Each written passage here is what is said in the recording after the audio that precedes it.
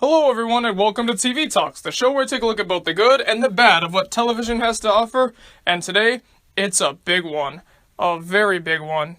One of the most influential shows, if not the most influential show of all time, The Simpsons.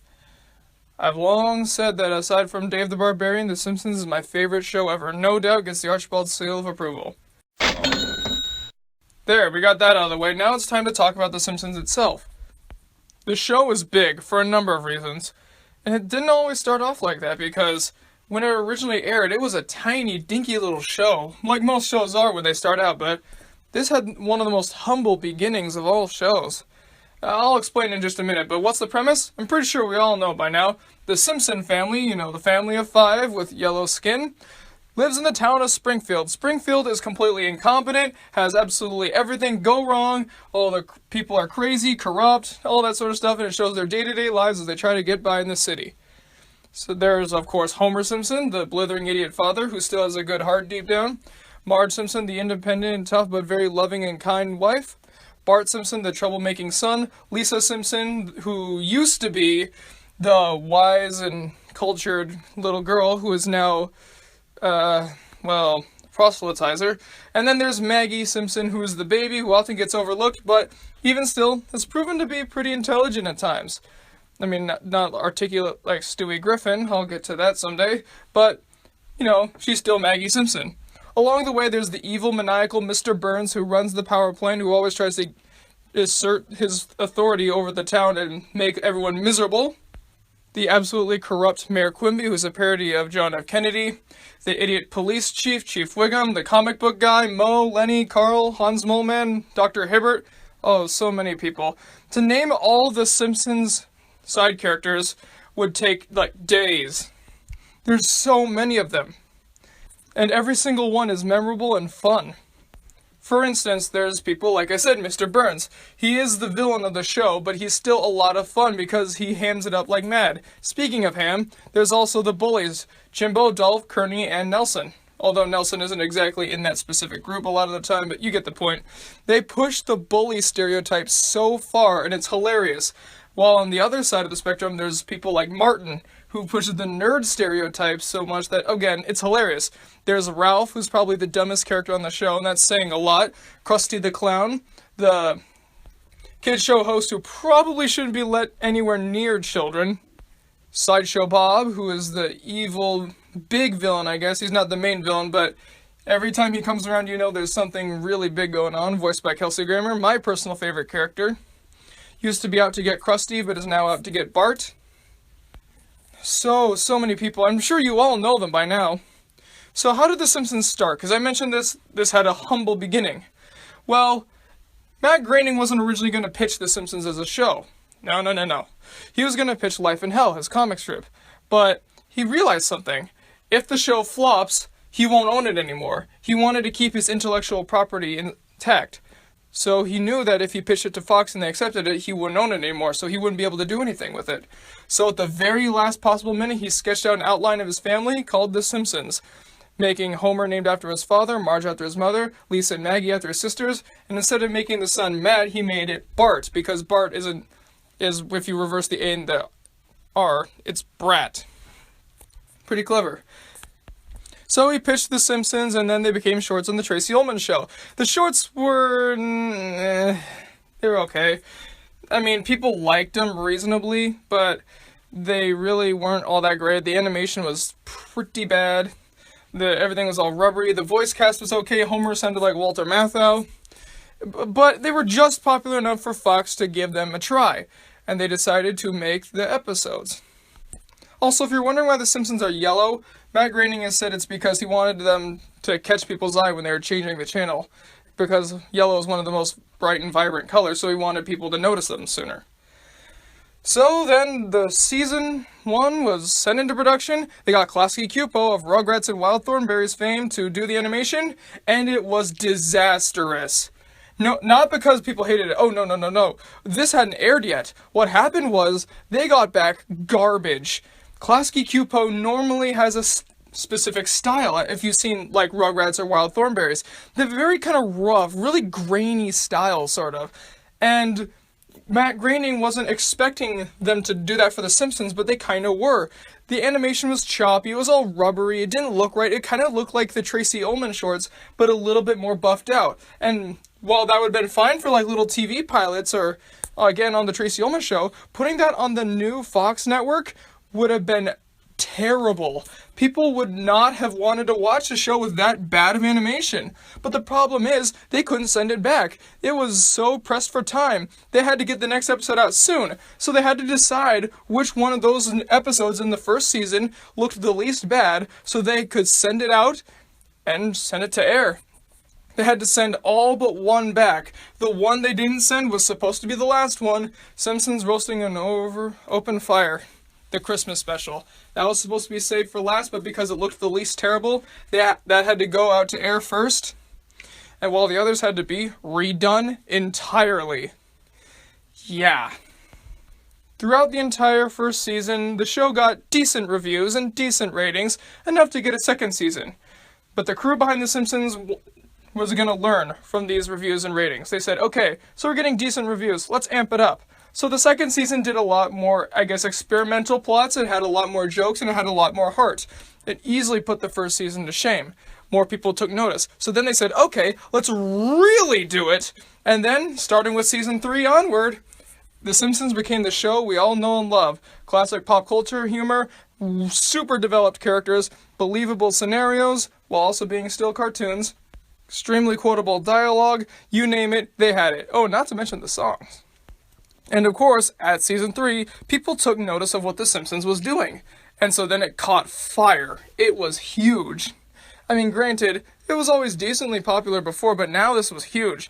Season 3 is marked by fans and viewers alike as the time of the show really escalated. And it really became the powerhouse that it is today. Just getting better and better and better and better and better with each season.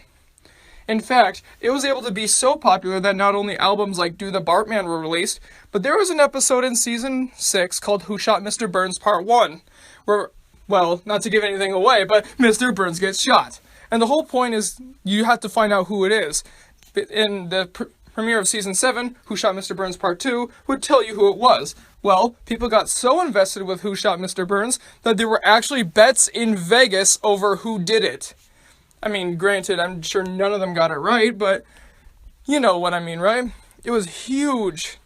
The show was everywhere, because here's why. Not only was the dialogue extremely well done, the characters were great in the songs and all that, but the thing is, it was consistently good. Very rarely would there be a bump in the road where there would be a bad episode.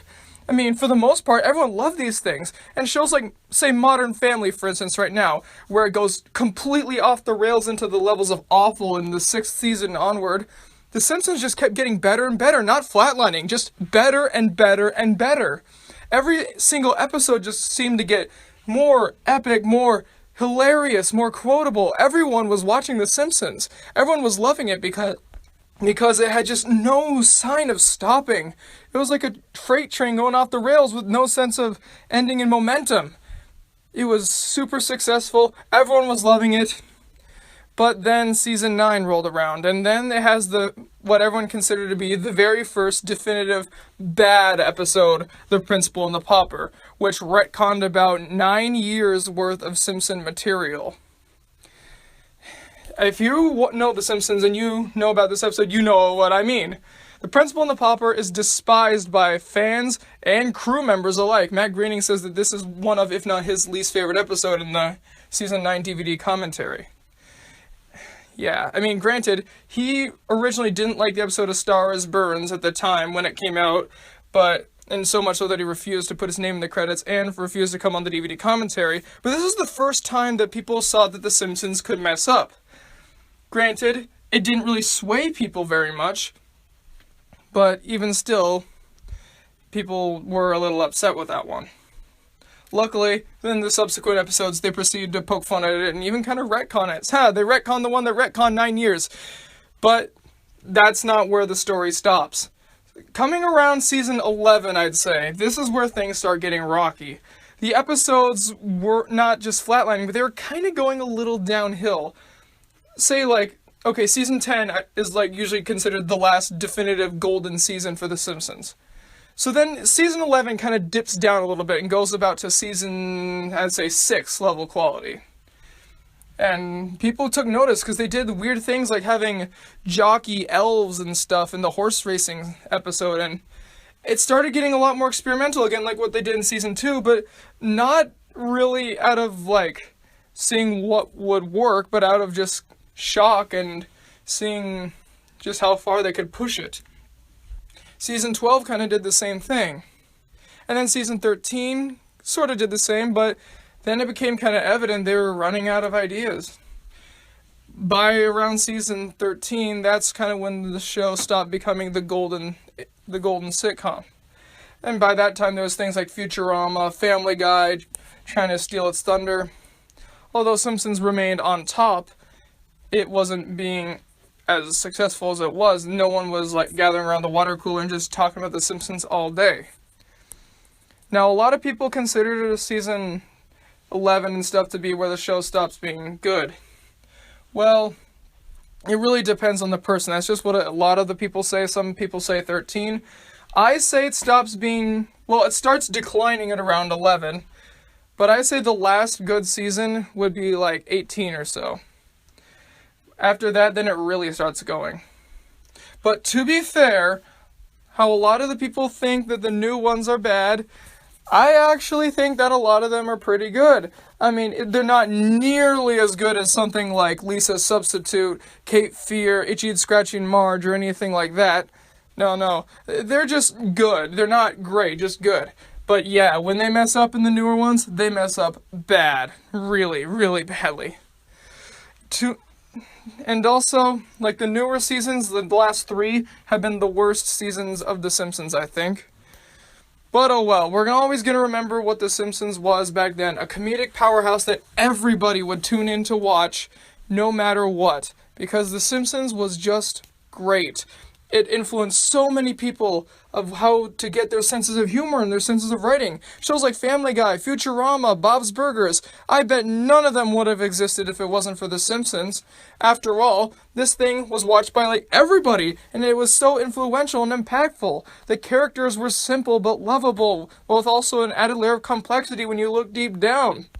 The animation was fun and lively, the music was great and catchy. Of course, being, Danny Elfman doing the theme, you kinda can't help it.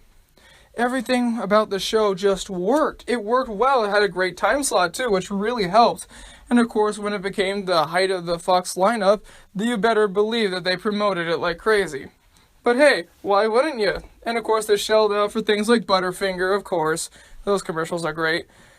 But of course, The Simpsons, even then, still has a lot of tragedies like voice actor deaths.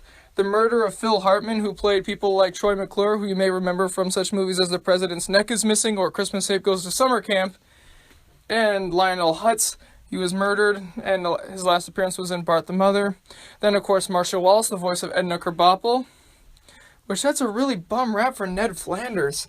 And, of course, I've talked a lot about, speaking of death, humor sides, but I haven't mentioned the really serious sides of The Simpsons, because the serious sides is what really makes people resonate with it. I mean, if it was just a hilarious, funny show, people would like it just fine. But I think it's this added element of heart that they have that really solidifies what The Simpsons could do.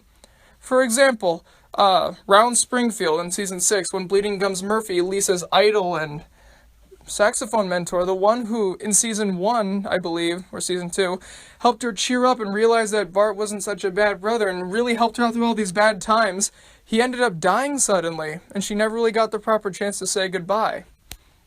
That was such a sad moment, to see the one kind of person she looked up to just get taken away for good. And it's not like in Lisa's Substitute, which is another great one, where the teacher just moves away. No, this guy's gone for good. Although it does have a really sweet ending. And then there's the one where Maude Flanders dies. Ned's wife. That one is probably one of the saddest episodes of them all. I mean, granted, the second half is really funny, but to see how it impacts Ned, because Ned and Maude were, perfect for each other. But it's not just the death stuff that's the really sad parts. There's also stuff like Marge Be Not Proud, where Bart and Marge's relationship is really tested. There's one fish, two fish, blowfish, bluefish, I think I'm saying that right, where Homer really starts connecting with his family because he thinks he's gonna die. Again, death again, but he doesn't actually die, of course, because, there's like 100 seasons after that. There's the subplot in Stark Raving Dad, which, even though Bart and Lisa really fight a lot of the time, it shows that Bart really does care about Lisa, and yeah, he can be a troublemaker, but he's a good guy deep down. You just really gotta pry it out of there and get it out of him. There's such great episodes, and the best part is when you're watching these, you don't know what you're going to get. Are you going to get one of those funny off-the-wall episodes, a really touching serious episode, or both? Like the episode Last Temptation of Homer, where Homer gets accidentally seduced by one of the new power plant workers.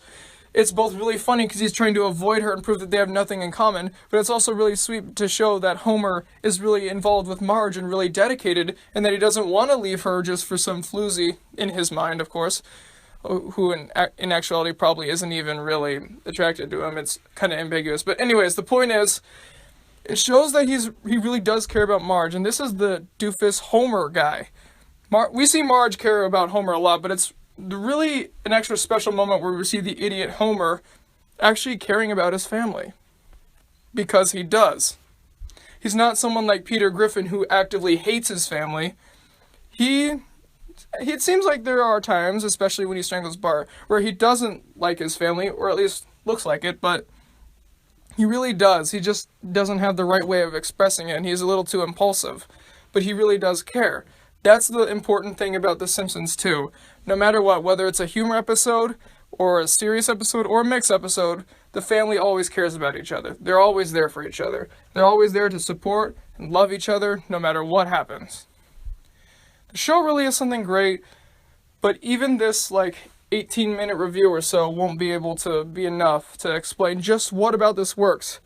So, I can't believe I'm going to say this, but I think for the next few TV talks, the next 28 or so, not all in a row, but look, here's what I'm thinking of doing.